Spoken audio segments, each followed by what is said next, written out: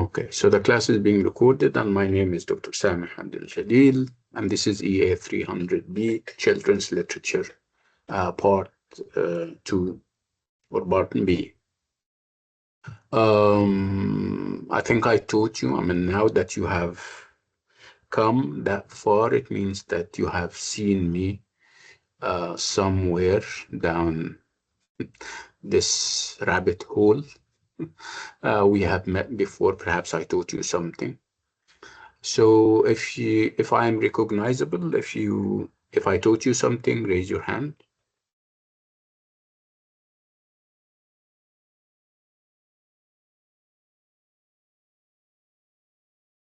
Okay, good. Nice. So yeah, it's now becoming the majority of population, I assume. So many people, and some of the names are also recognizable. I can recognize some of the names. I think Arjuan, I taught you A to 30A. Najwa is a good old friend of mine. We've been together for a number of courses already. Nawaf, the name sounds familiar, but I don't know what I taught you.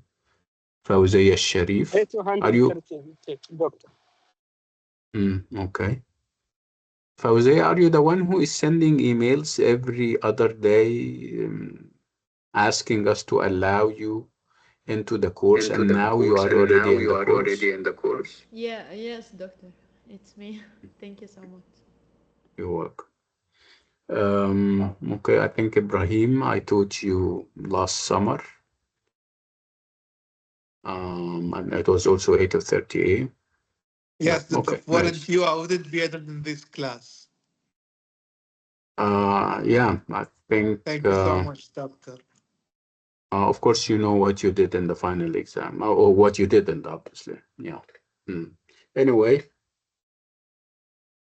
okay, I would like you to kind of drop your hands, and let's start. This is EA300B, like I said, children's literature, and it's a very interesting course. Interesting in the sense that it introduces us to a new genre, and not quite new, because you have, if you're EA300B, you're either doing EA300A, which is also children's literature, or you have already finished it, which means that you have some familiarity with children's literature already. So what I promise you is that you're going to have perhaps more fun if you are into children's literature. And there is obviously more to children's literature than just the simplistic and the childish. It's a whole, I wouldn't say new, it's a whole yani, host of interpretations and material, deep and profound, and everything in between. So we wouldn't judge it and dismiss it saying that this is childish or infantile. It's not. Children's literature is very profound. Children's literature is very philosophical.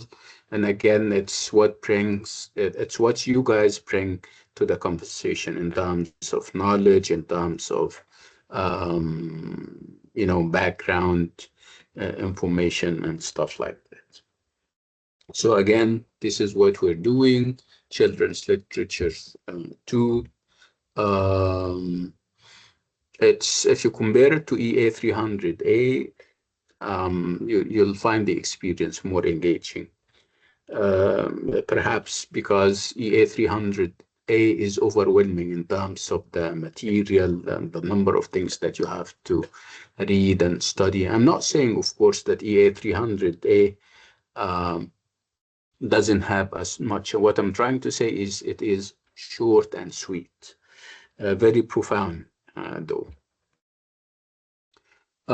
Before we get started, I would like to ask you about whether children's literature is, kind of one of your interests.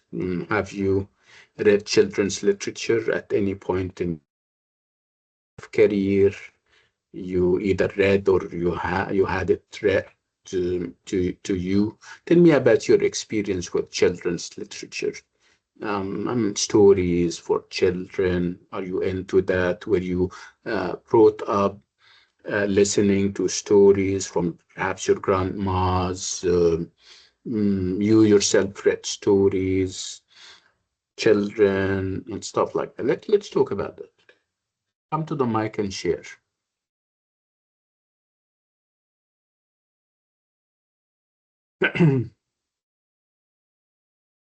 Didn't The story when is very easy.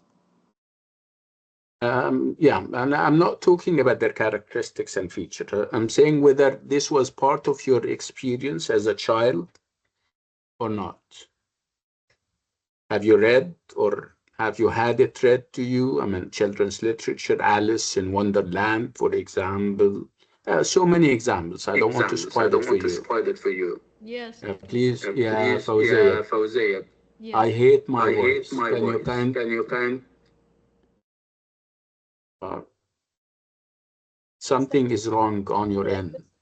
I used to hear or listen. Yeah, there is echo and it's very deafening. Okay, you can hear me well, Doctor? Yeah, now I can, yes. Okay. No, no, I'm Actually, talking about Fawzia because every time Fawzia turns on the mic, I it's turn for I hear, yeah, yeah, or I speak no problem. yeah. Wait, let's because Fawzia raised her hand. Fawzia, you wanted to say something? Yes, doctor, but I don't know what's the problem of my mic. Yeah, we don't have a Yeah, we don't problem have a now. I can. problem now. I can. Now we do have Now a we do problem have now. a problem now. Can you guys hear my voice over there, echo, or Yes, is it a doctor. Yeah, figment of it's Yes. my echoing. Listen. own Yes, yes. imagination? And it's deafening, right? Okay, okay, bye. Let's go to Maha. So Maha wanted to say something. Yes, Doctor. Actually, I used to hear the stories from my mother since I was child. Different stories. Also, my oldest sister, and there is a period I started to write a story for the children literature. I Mm, write four stories, and I share these stories at the school, and I get a gift from it. So I like children literature story actually. that's interesting. Okay, thank you, Maha. Other people showing interest in stories. Arjuan, go ahead. Yeah, so about children's stories, growing up, I used to read it a lot, like Little Red Riding Hood and Cinderella, and I Mm, think The Ugly Duckling back then. I just enjoyed stories a lot, but now, like as an English student, I've mm, revised some of them with a deeper perspective that they're not just innocent bedtime stories, but they have deeper reflect social values and and that's other interesting. cultural fears. Yeah. So you're revisiting them, right? You're not the innocent Yeah, child that you once was, right? Or yeah, were. like it's so much deeper now. Yeah, yeah, yeah. I like that. Thank you. Okay, Nagwa. Yes, as a child, I also used to read like some stories, or some stories were often told to me. And at that time, I also thought they were interesting and like adventurous story. But now, as Juan said, like while revisiting them and while going through like the courses, you would see, you would have a different point of view or a different aspect to like view them and like realize that it's deeper than what is just being told. Like there are hidden messages within the story, Yeah, which is that, actually interesting. yeah, that's true. Yeah, they are both very philosophical, very profound, and they are also enjoyable and interesting. And you wouldn't imagine that they only address or they are exclusively addressing children. There is obviously more to children's literature than just the child in terms of audience and readers, right? Yazan, I think you're raising your hand. Yes, doctor. Can you hear me clearly? Yes, we can. Yeah, clearly. Uh, To be honest, I'm not much in reading the children's stories, but I've read a few of them, and also the last semester while taking the LAS 400 course, I Mm, used to teach children a bit of children's stories for grades nice. 1, 2, and 3. You mean you took some of the skills that you Yes, developed in EA300A and you tried to apply them, relating the stories, recounting them to children and stuff like that? yeah, that's it. Because I've been taking Mm, the course at a school. that's interesting. Yeah, Mariam, you want to say something? Yes, doctor. About children literature that um, before I read children stories and as Arjwan said and other friend that from the content and while I was child when I was child my mother told me this story but now while we studied we have a deeper view and another side that I have a child also I told Mm, him a stories so I have يعني a lot of view imagination and expectation for him and from him that's I nice. يعني don't I didn't reply the same repeat the same stories that I have in the childhood no that I create my own story that I want to guide him and Yeah. his imagination and that's Yeah, what it's we did you're trying to fire up yeah his imagination and also kind of yes instill wisdom and nice stuff. You're understand what also he yes teaching him stuff in an yes indirect way through yes storytelling. Yeah, thank you, Mariam. Zainab, because you're Yeah, raising your hand. doctor. Yeah. Yeah. I read in my childhood a story about this is Sally Caraway. This about girl who Indiana girl who live in London. This famous story. I think it's important for children to write to hear about this story because it gain them the morals about life and wisdom to be grow if they become adult. It's very Mm. important. Give them But the it's very hope. important that those things are not very straightforward. Otherwise, it's going to be more or less like preaching. And nobody likes preaching. Nobody likes people to go and say, do this and don't do that. So it can have moralizing, but in an indirect way, right? You Yeah, need to get the lesson in an indirect way. So the yeah, lesson or whatever lessons, more or otherwise, that you have in mind shouldn't be um, shouldn't be too direct and too immediate. Yeah, thank you so much. Nurhan, I think we have time for Nurhan and then we move on. Yes, doctor. I haven't read children's stories, but I find it very interesting and enjoyable. Mhm. Okay, that's nice. Okay, so let's go to the course calendar and check how many pieces of work we have and how we're going to divide them over the space that we have. Of course, you're familiar with the fact that this is an intensive course. Intensive in the sense that we only have 2 months, and we have to cover a huge terrain. We have to talk about lots of things. Perhaps what mitigates that would be the fact that in regular semesters we only meet once, but because of how intensive the course is, and because of how tight the schedule is, we meet twice. So we meet today and tomorrow. Okay, so let's talk about, let me share the course calendar and see.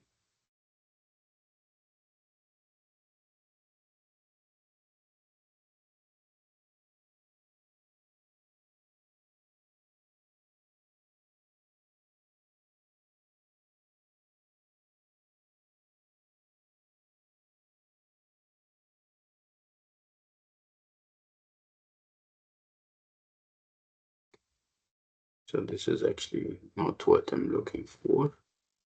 Yeah. Can you see the calendar? Yes, Yes. doctor. Yeah. Okay, nice. So this is what we have. This is summer.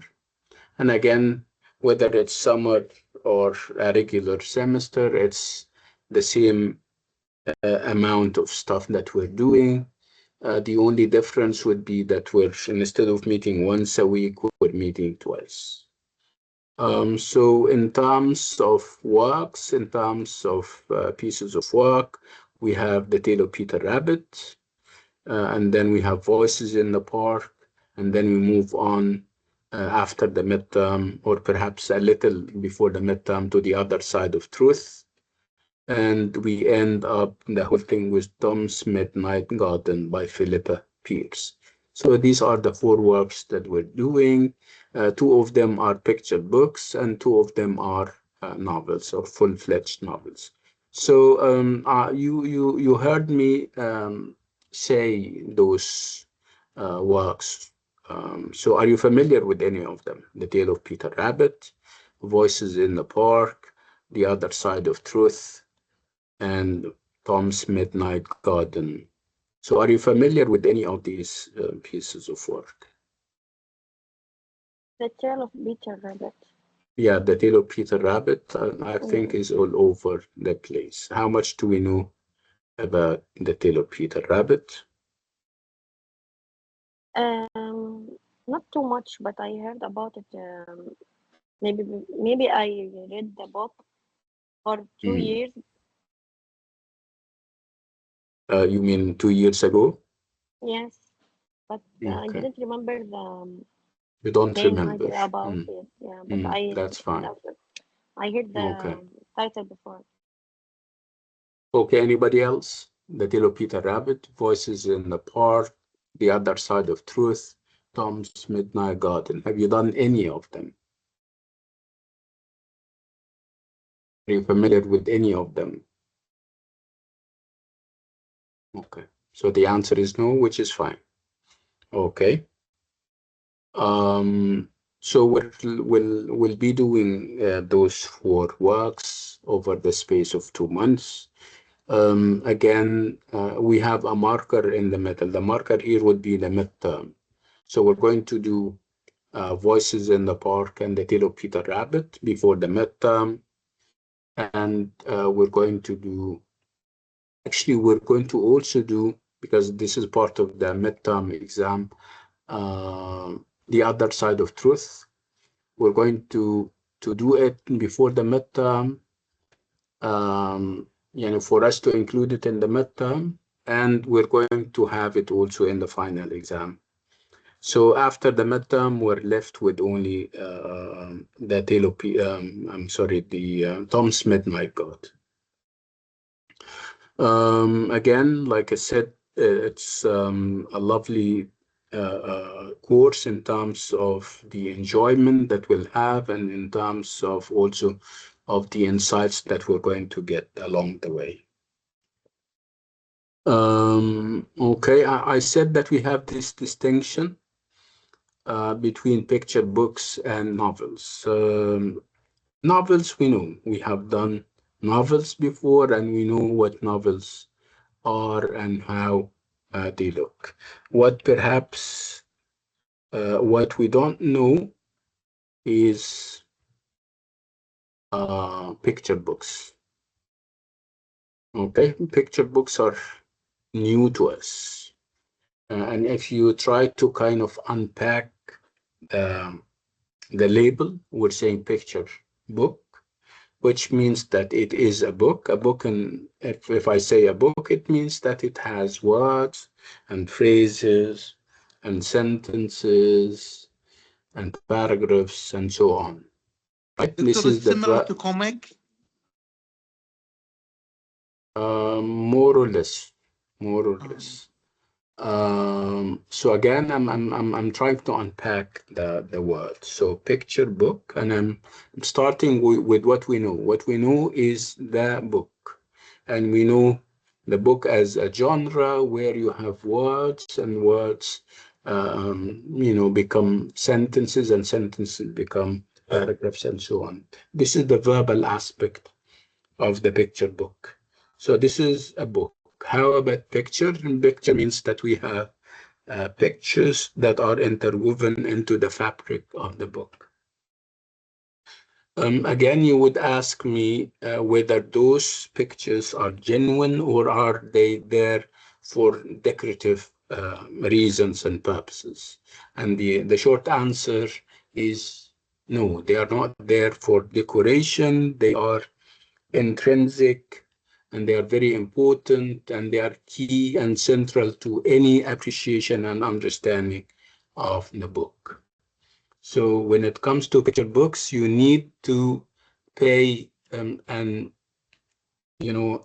equal amount of attention to the picture. Sometimes the text um, stay silent on a number of things. There are things that you wouldn't understand in a text unless you go to the picture and fully, kind of check and examine it and see what it means. So hence the importance of images and pictures in a picture book. So we have two picture books. We have The Tale of Peter Rabbit, and we have Voices in the Park, where again, they would look childish, they would look simplistic, not saying much, not much happens. There is not perhaps much mobility, but when you delve deep in what happens, when you look very thoughtfully and deeply and very profoundly into the pictures, you can come up with so many meanings and so many insights. So at the first glance, you may find yourself falling into the trap of saying, nah, yeah, this is childish, this is simplistic, but I promise you, this is not the case. Again, um, uh, you need to perhaps adapt yourself to a new kind of literature where the image and the picture assumes much. We haven't kind of seen that before. We're so used to the idea of having a text. Words are everything in a text, and if you have a picture or an image, it's there for illustrations. They don't do beyond that. With picture books, I dare say that sometimes pictures are more important than the text itself. And you don't just look at the picture and come up with initial impressions about what the picture may say. You need to delve deep into its codes. Now, you need to realize that pictures are not kind of looked at the casual way that we look at pictures. There is obviously more to them than just that. To the extent that they have their own codes. So you need to crack those codes. You need to be familiar with them. And then when you find one, you say that I have found those codes and I can crack them. So we're talking about color. We're talking about the position of the characters, the drawn character on the page, where they are, whether they are central or on the margin, and what that means. We also talk about whether the characters are human beings or animals, and why would we have animals rather than human beings, pictures and portraits. So these are all questions that we need to engage in and ask ourselves while reading a picture book. That's why perhaps it can also be daunting or difficult. In a traditional book, you would focus on the word and deciphering the word and getting beyond what meets the eye. But with picture books, you focus on both the picture and the word, and you also try to kind of put them together so that you can come up with a deeper meaning. So these are things that we're going to do when we talk about the tale of Peter Rabbit, and also uh, the other one, which is Voices in. Again, towards the middle of the course, we're moving to traditional novels. They are novels in the traditional sense, but they are children's novels where the characters are children. The concerns are for and about children. The issues and the problems and the challenges are encountered by children, and the messages are obviously for children, and they even go beyond children. So the two novels that we have are um, The Other Side of Truth, and the other one is Tom's Midnight God. Again, you may not find them. They are postmodern in the sense that they were written.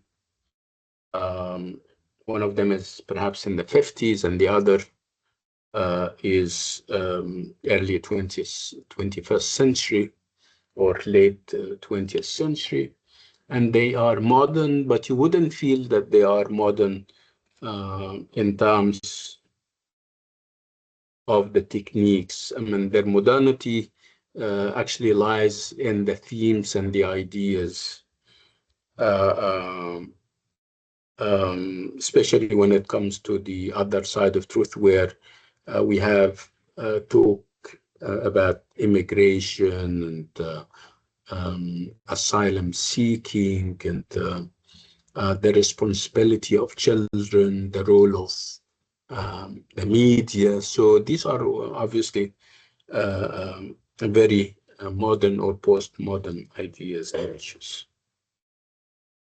Um, so these are the four works that we have. Like I said, we're starting with the Tale of Peter Rabbit. We're moving on to Voices in the Park, and then The Other Side of Truth, and we're ending with Tom's Midnight Garden.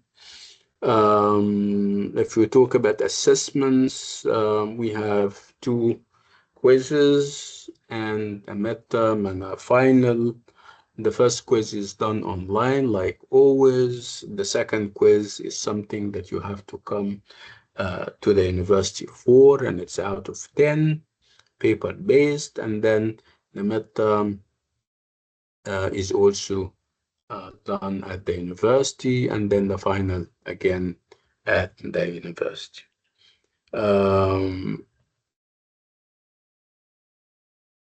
So again, we need to kind of bathe the way for a full appreciation and understanding of picture books. We're starting with picture books. Like I said, I'm sorry, the Tale of Peter Rabbit is a picture book, and Voices in the Park is also a picture book.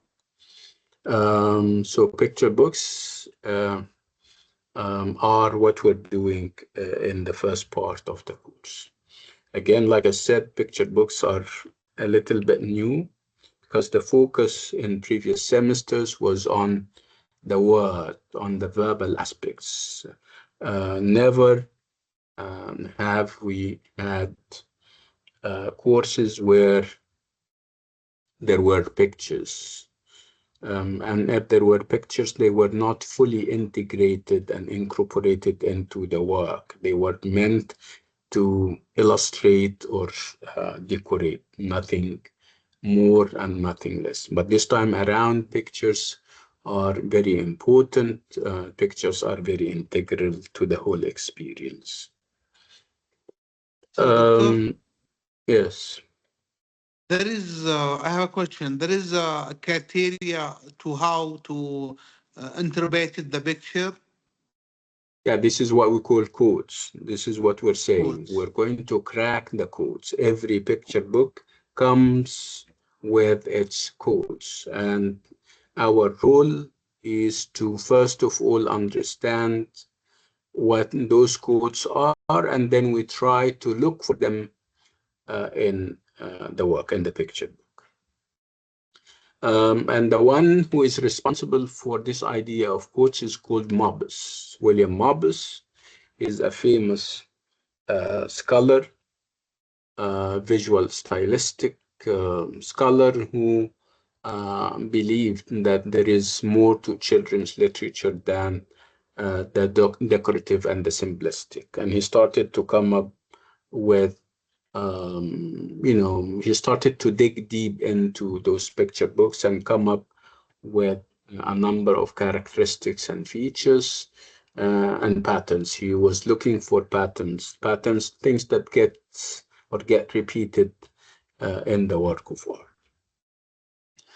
So we're doing Mobus, we're doing his codes, and then we take those codes and try to kind of apply them to the works that we have.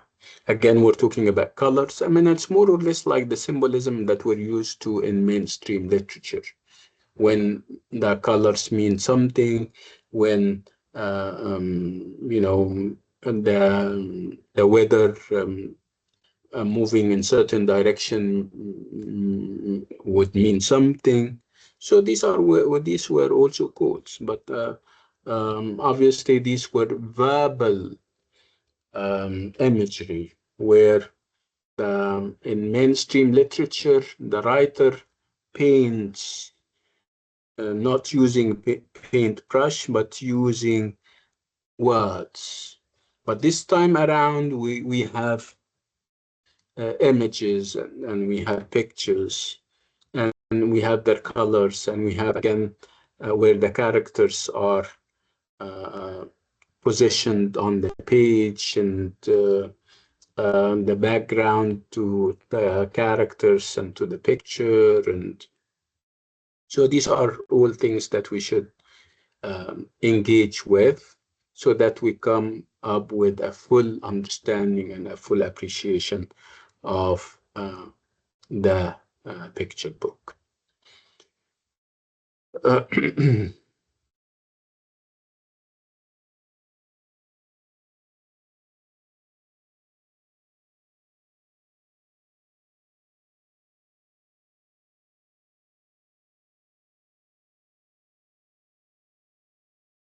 Again, like I said, we're starting with the Tale of Peter Rabbit.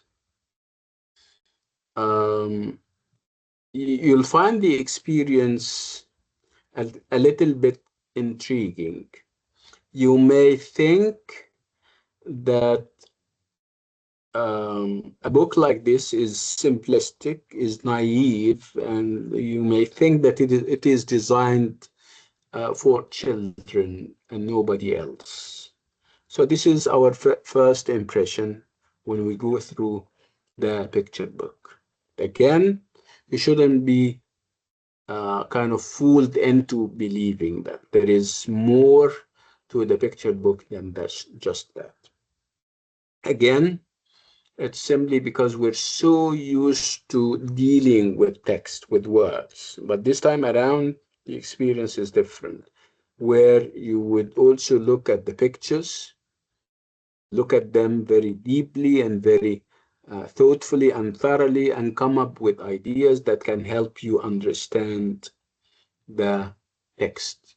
So the picture can help inform whatever understanding you have of the text. You cannot really understand the text unless and until you have looked very carefully and very thoughtfully into the picture and tried to kind of break it down to its basic components, and you look at the underlying meanings. Okay, so again, we don't want to fall into the trap of perhaps dismissing picture books as simplistic and as naive and childish. No, there is more to them than just that. What is perhaps interesting is that you can finish a picture book in one go. Perhaps you can finish it in one go, but the reflection that comes after finishing it can take more time. It can take longer. Okay, so again, we're going to take this to our advantage. We're going to finish the picture book when we read it in one go. That's very interesting. But I'm talking about what happens after you finish, when you reflect, when you try to kind of connect the dots, when you try to look at the picture book in its totality, not overlooking the images and the pictures, being under the false impression that they are not important and they are only there for decorative purposes. So the Tale of Peter Rabbit is what we're doing.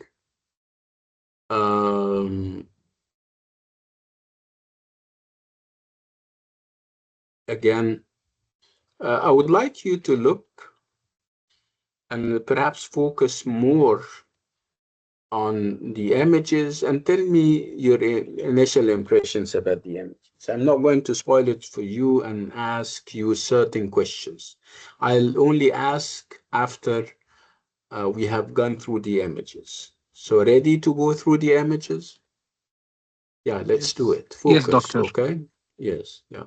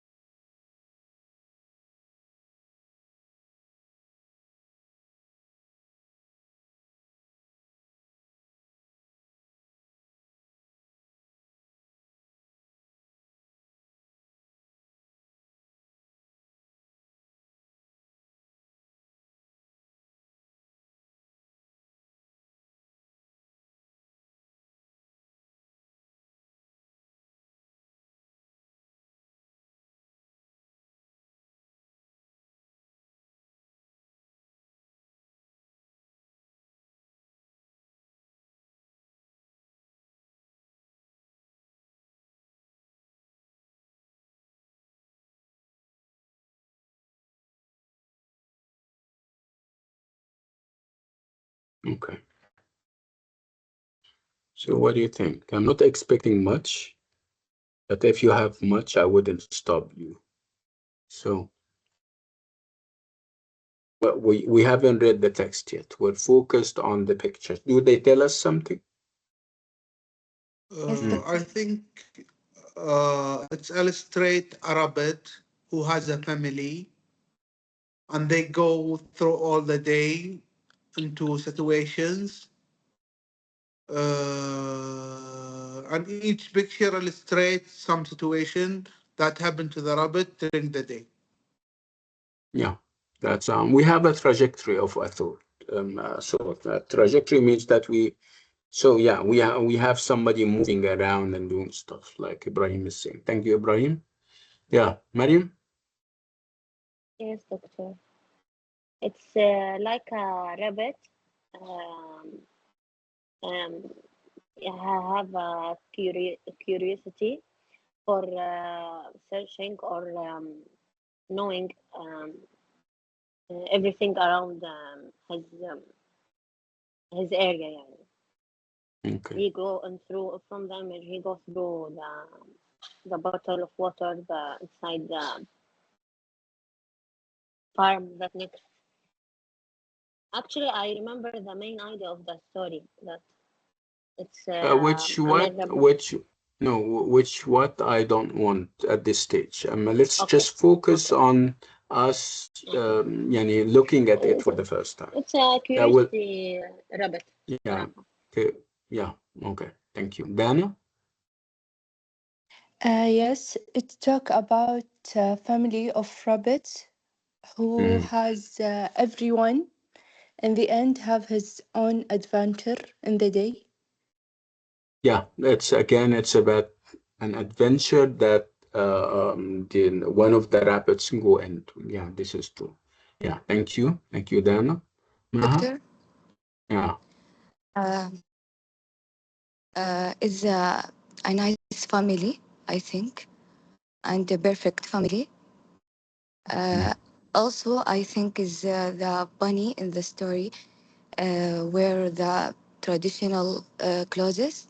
I think Mhm. Okay. it's That's weird. nice. Yeah. Okay.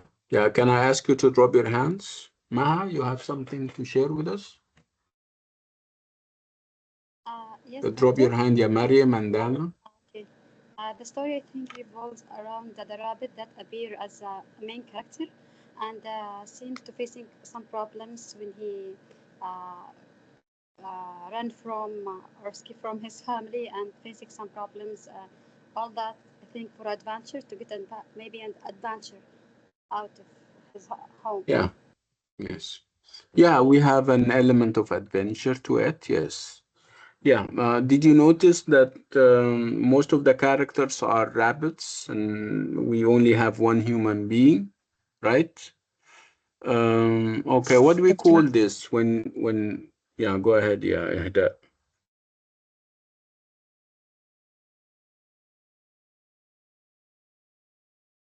Yes, doctor. yeah, you said something. No, You no. wanted to say something. Okay. So again, I'm talking about this idea of anthropomorphism. Anthropomorphism is a literary trend where you have I'm sorry, you have animals assuming the roles of human beings. They have human attributes. I mean, they think, they love, they hate, they steal, they betray, they go into adventures exactly like human beings. So this is happening in this picture book and also in the other one. This element of anthropomorphism uh, um, is very important, and of course it's very significant, and it has so many interpretations. So this piece of work is anthropomorphic in the sense that you have animals, and these are rabbits, who assume the roles of human beings. You have a mother, and she has children. Those um, four rabbits, three girls, and one boy. And she goes out perhaps to the market, and before she goes, she gives them instructions, do this and don't do the typical of human mothers, right? And it gets complicated over time. Um, And again, I'm focused on what we got from the picture and whether the picture told us much or not. Again, we're talking about an adventure or a trajectory. One of the characters is moving perhaps from one place to another. There is a measure and an element of adventure to what the character is doing, and then he comes into a collision course with a human being, an old man, and obviously the relationship is not one of love and understanding. We, at one point and through the pictures, we see the old man chasing after the boy or the rabbit, and the rabbit becomes out of breath, almost killed. When we read the text and when we read both of them, the text and the image, we're going to kind of discover why this is happening, why the rabbit went to the old man's house, and why is the old man is so antagonistic and so uh, um, adamant on perhaps killing the rabbit. So it's a tale of adventure, like you're saying, which is obviously typical of so many children's books, tales, where the focus is also on adventure. But who does the adventuring? Normally, it's the male character, and the male is obviously a boy, and he goes perhaps into the jungle or perhaps to another country, another land, and he may encounter difficulties and hardships, and he comes or he emerges victorious out of all that. And when he comes back, he is totally different, more perhaps mature, more understanding, more initiated in the world, becoming a truly um, masculine individual with all the attributes of masculinity, being strong, being valiant and courageous, and all those kinds of things. So this is what this is the pattern that we're likely to see repeated in the tale of Peter Rabbit. The title is also very significant, the tale of Peter Rabbit or Peter the Rabbit. So again, the character or the main character is a rabbit by the name of Peter. So let's talk about the people, or not the people, the characters that we have seen in the picture book. Do you still remember what you have seen? And I'm not saying what you have read Yes. because we haven't read yet. A Yes, male doctor. character, a Yeah, female let's have, character, and a yeah, human let's being. have, yeah, okay. So let's perhaps be more particular and give some specifics. So how many characters and how many are female and how many are male, if you can still remember. Okay. 4 female and two male. Two males. Mm-hmm. Yeah. And four Okay. female. Four The mother and females. his The- daughter. and her three daughters, right? Yes. Doctor, Uh, I think two males and five females. mm, I'm not sure that they are five. I think they are four, the mother and three sisters. What perhaps I'm sure of is the male characters, where we have Mr. McGruger, the human being, the male, and the human being, of course, and we have Peter, the rabbit, who happens to be male. So the majority of population here is women.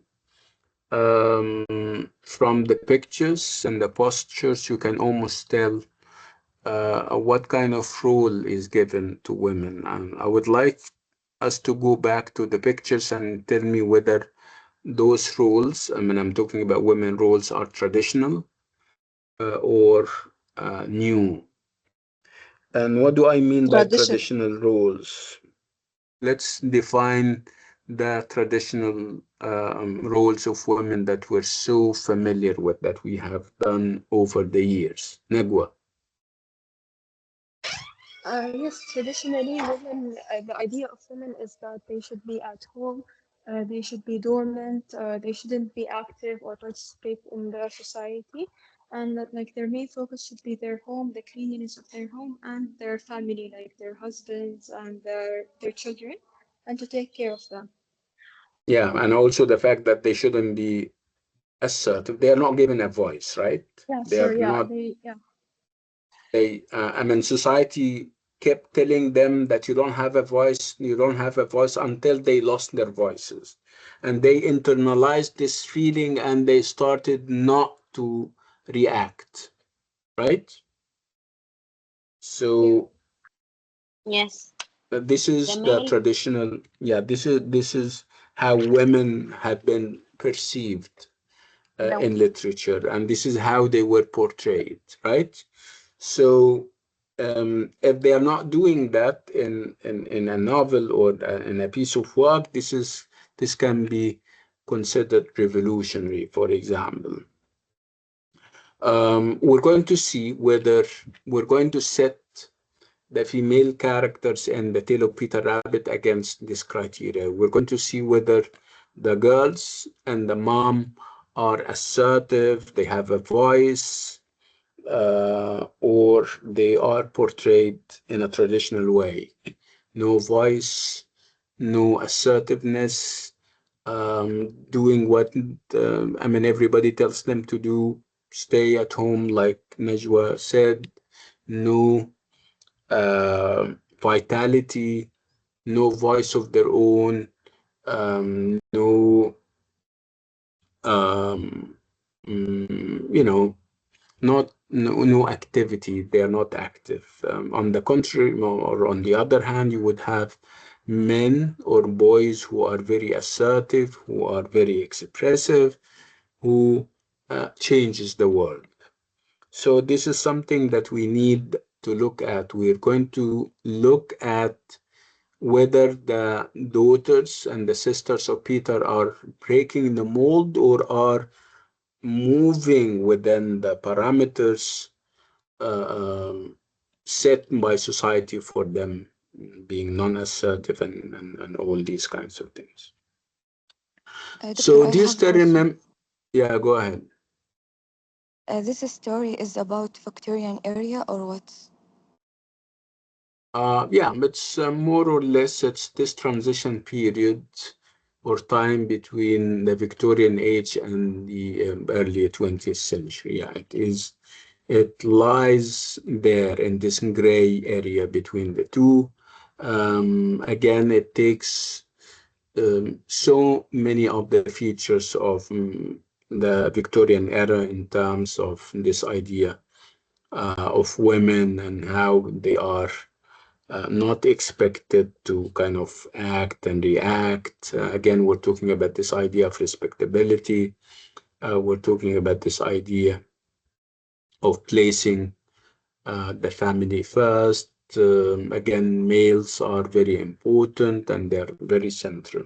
So we're going to set those characters against, again, standards and criteria that we take from the Victorian age and the early 20th century society. Um, Again, we need to also look at the main character, the protagonist, who happens to be male, Peter, and see whether he is a traditional hero, a traditional male, or not in terms of how he behaves and stuff like that. Um, let's take a 10-minute break, and then when we come back, we talk more about the tale of Peter Rabbit. Okay? I'll see you in Okay. 10 Okay. minutes. Thank you, doctor. Well,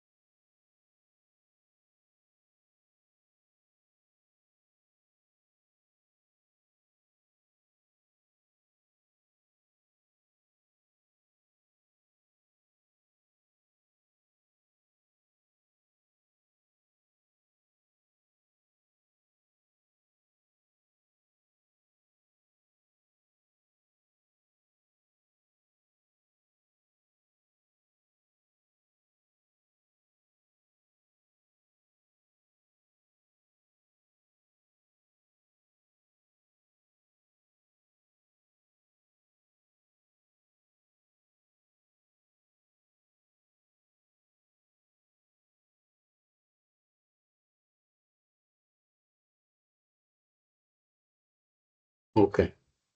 Can you still hear me? I'm back. Are we all back? Raise your Yes, doctor. hands.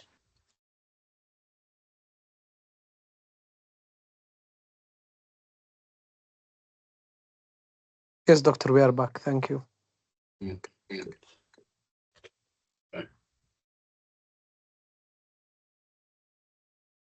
So before the break, it was all about the Tale of Peter Rabbit. Like I said, the Tale of Peter Rabbit is an early 20th century piece of work where most of the values or the lack thereof of the Victorian age are there. And yeah, perhaps this is an early judgment. Well, I want you to see it for yourself. I don't want to spoil it for you. Marim, drop your hand. Um, Again, we need to always remember that it's a picture book. And when I say picture book, it means that I need to focus. Not focus, I mean, I focus on my attention on both the picture as well as the text. No more,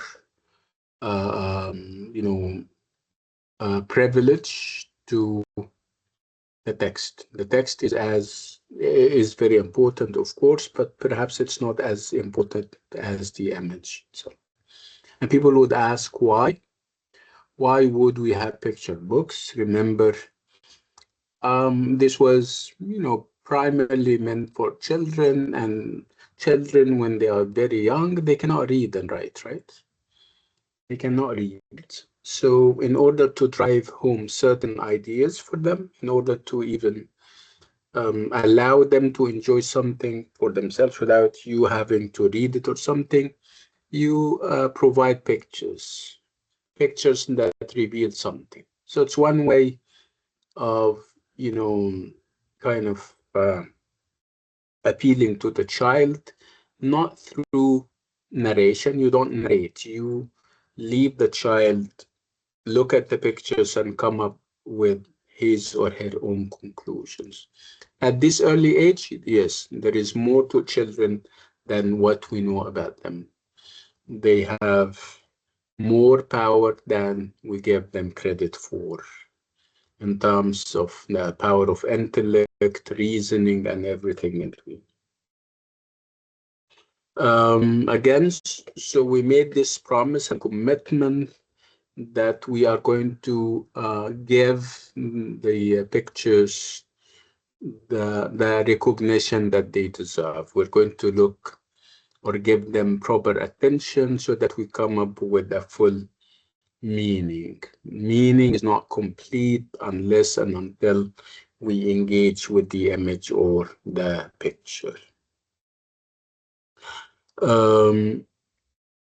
Let me, again, we need to have tools. Those tools will help us kind of examine the picture book and come up with ideas, will help us crack the codes that we say are hidden in the picture book. So we'll talk about that. We're going to have also some familiarity with the trajectory of children's literature and picture books, and how picture books started and how neglected as a genre they have always been until they came to their own. They came to prominence in the 20th century, late 19th century perhaps, and early 20th century. We also need to always remember that when we talk about picture books, we talk about two people involved. In most of the cases, you have a writer and an illustrator. Over time, we started to have this one individual who is both a writer and an illustrator in one. So what or how were illustrators treated and seen in the past? They were not given the prominence and recognition that they deserved. Writers were more important than them. But over time, this is going to end, where illustrators are going to be as important and as valued as the writers themselves. Uh,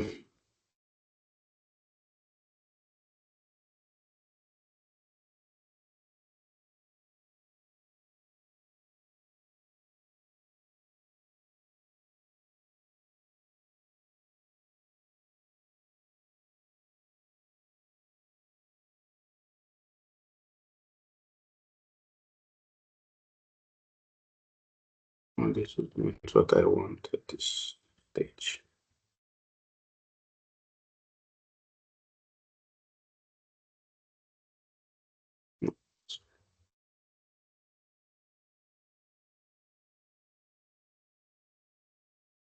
Okay.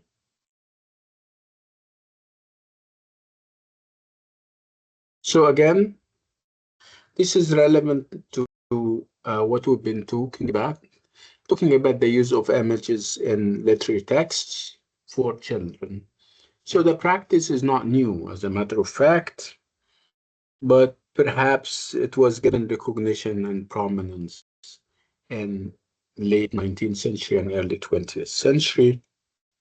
And when we talk about the incorporation of images and pictures and texts, we need to ask ourselves whether this is done for decorative purposes or it is a genuine, valuable addition that can make all the difference.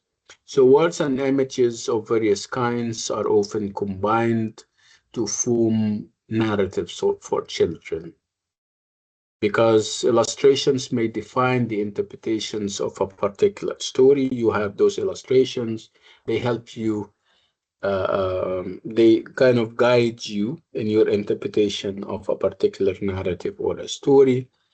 They also provide context. Without them, you seem to be lost in terms of when what is happening, and where it happens. So images provide this right context for you. They also provide visual elements that we can use to extend readership by having such an emotional appeal and impact. Um, Again, over the years, you're going to find that children's literature was not perceived as something major and very important. For some people, it was considered even unintelligible. And there was always this need to illustrations. Images in children's books may vary enormously in both style and function. Obviously, for obvious reasons, you have different people, they have different styles, and they have different purposes. Again, we have to draw the line between illustrated books and picture books. Illustrated books are meant, I mean, pictures in them are meant as illustrations and nothing else. They don't have this deep meaning behind and to them. While picture books are actually visual narratives where the images and words come together to play a role, to further uh, um, the agenda and the purpose that the writer has in mind. So picture books are again visual narratives, and pictures on them are not there for decorative purposes. Make no mistake about it. Again, if we look at picture books and we look at the pictures and we try to reflect on when this happened, I mean, the idea of incorporating pictures in books in order to play vital intellectual and emotional role, that would go all the way back to, if we take those pictures very seriously, we're talking about 40,000 years back. Again, we're talking about, pictures that were carved and engraved on temples, whether in ancient Egypt or when the caves that we have in Europe for the caveman, the first man or the first people on earth. So we're talking about Egyptian hieroglyphics.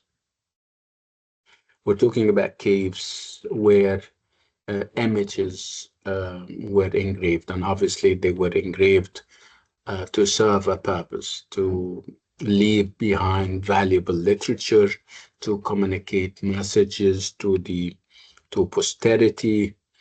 They were not just there for decoration, obviously. Again, over time, people are going to start to perhaps lose interest in imagery and, with the development and the evolution of the language, and the language is made of words, so people would focus more on words and whatever is verbal. And of course, they are going to overlook the picture and the image. They are not, those images are not going to be used as ways of communication, and they are going to be there for decorative purposes. That this is going to take years and years, decades and decades, centuries and centuries, until we come to the 19th century, where obviously pictures books started to enjoy their golden age. Again, this is all because of the technological advances, which kind of paved the way for full color reproduction. Again, remember that in the 19th century, there was this explosion uh, um, of interest in reading. We're talking about primarily England and Germany, where people started to have education. They started to also have money. They how do they spend their time, their leisure time? Obviously, they don't have YouTube or internet, so they would consume all types of material. And of course, children's literature happened to be one of those and these. Again, people are not totally in agreement on um, the role of images in books, whether they are important and central or they are detrimental to uh, developing reading. So you have people, again, who are polarized. You have, this camp and this group of people who believe that the attractiveness of the images can help children develop literacy and the love for story and for storytelling. You have other or another group of people who believe that if you have images incorporated, this can be detrimental and it can distract children from reading. Um, and obviously, they're going to focus more on the images, and this is going to obstruct and impede and stop the development of fluent and confident children's reading.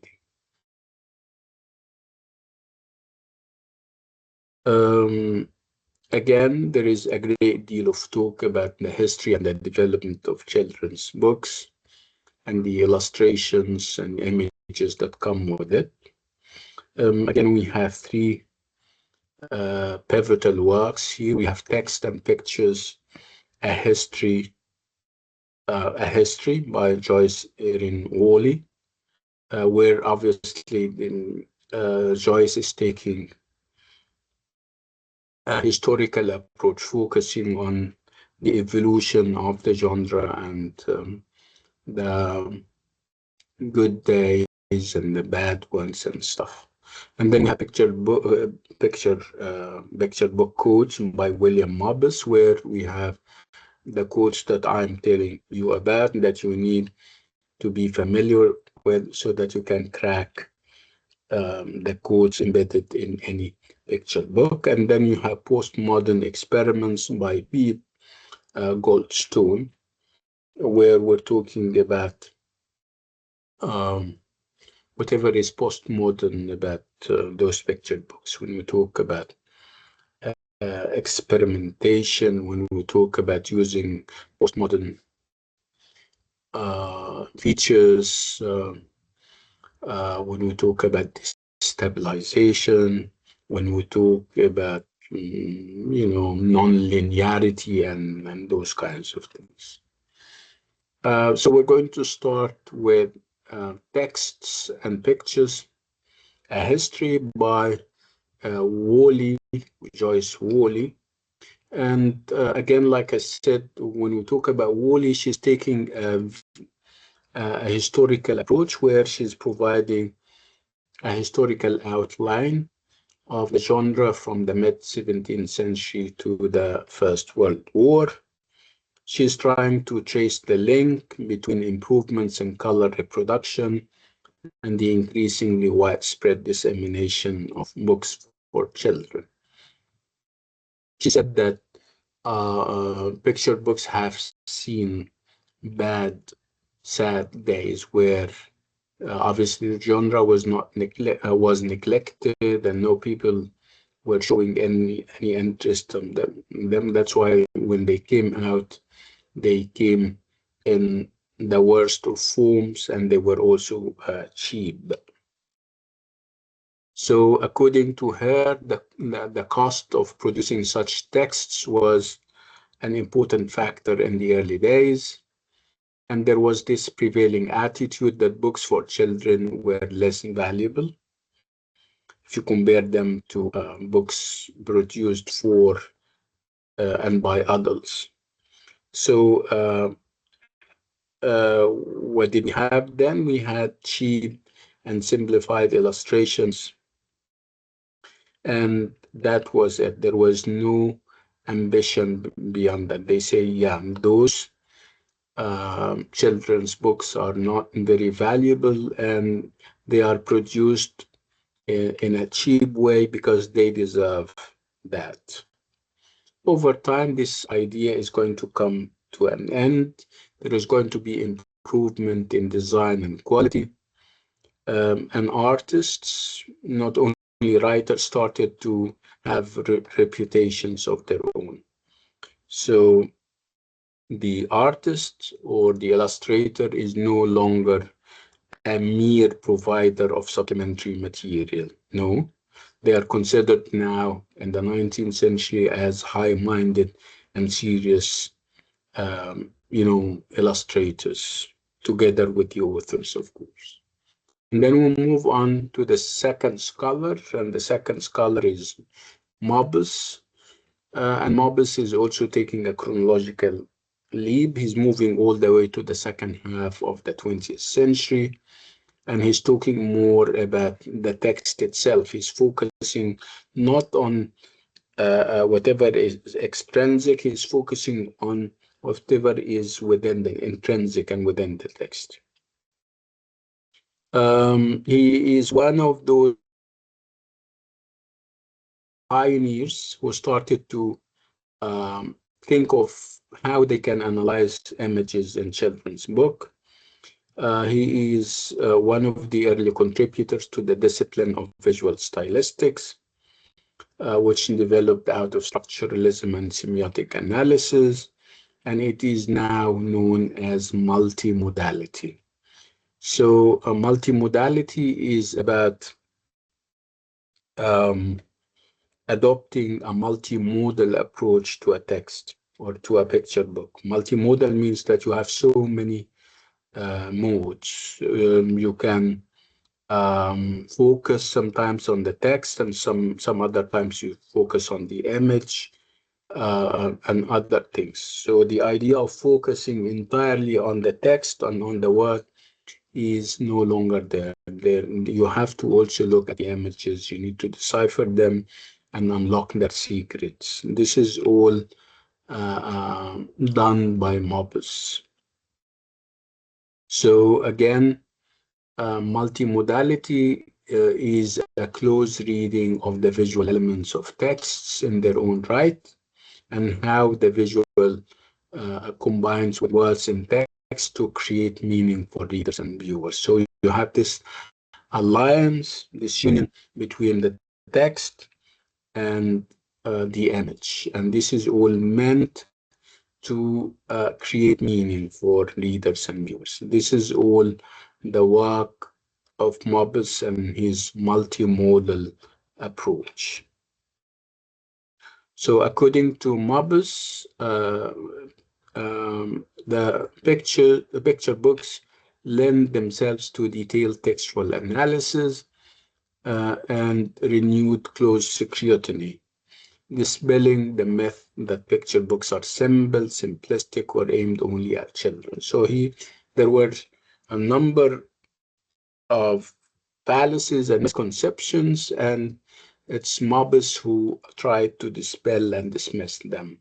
Like when we talk about children's literature and picture books are designed and meant only for children, he said no, they are very thought provocative. They can also address people who are not children, I mean adults. And, he's saying that they are not simple or simplistic like everybody is saying. He says that we can do textual analysis and come up with ideas deep and profound. Again, he's also saying that you cannot separate the image from the text, and you cannot separate the text from the image. The bottom line is that you shouldn't be dealing with each of them in isolation. So images cannot and must not be looked at in isolation from the surrounding text. Again, you need to also remember that as much as it helps, images also need a context, and they need a sequence and meanings that are derived also from the text. So again, it's all about this interplay between the words and the images. Again, he focuses on a very important idea, which is the idea of fixity. He says that the text is up for grabs. If you have a picture book, the interpretation is up for grabs, which means it's not fixed. It has different levels of interpretation. It is full of allusions and intertextuality. Intertextuality when we have reference to other texts from other pieces of work, past or present. So again, that may make it a little bit hard for people to pick up the meaning. So again, that's why he's saying that it's not fixed. Again, he is talking about the fluidity of the picture book in terms of meaning, and he is against the idea of generalizing. Everyone can come up with his own interpretation, unlocking the codes and everything. And then we have Beaton Goldstone, who analyzes the most recent forms of picture books, and she focuses on postmodern texts such as David Wisner's The Three Pigs. She believes that we're talking about more than just the three spaces that we're familiar with. The dimensions are now extended we're moving beneath and beyond the physical page. We're talking now about the whatever even comes before the book starts. Um, and these are very important things that we need to look at before we even read. Again, she's talking about patterns that we can find in books and how images and words are intertwined, and how texts can become resistant to traditional linear and chronological practices of reading. And this is the end of what she said about this part. So, do you have any questions? No. Okay.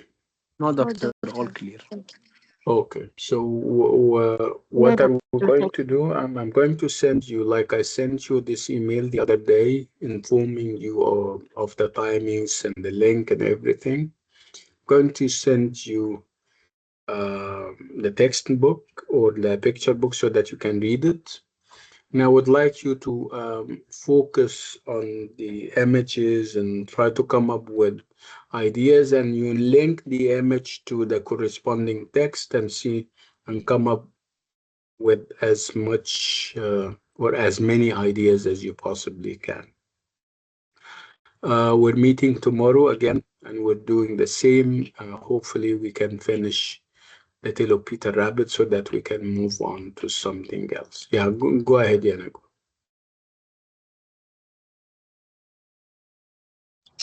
Can you hear me, Let, doctor?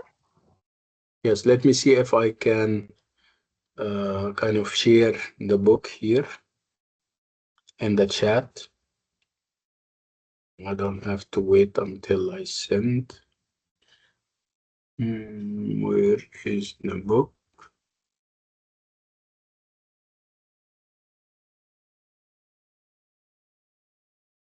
So this is the text.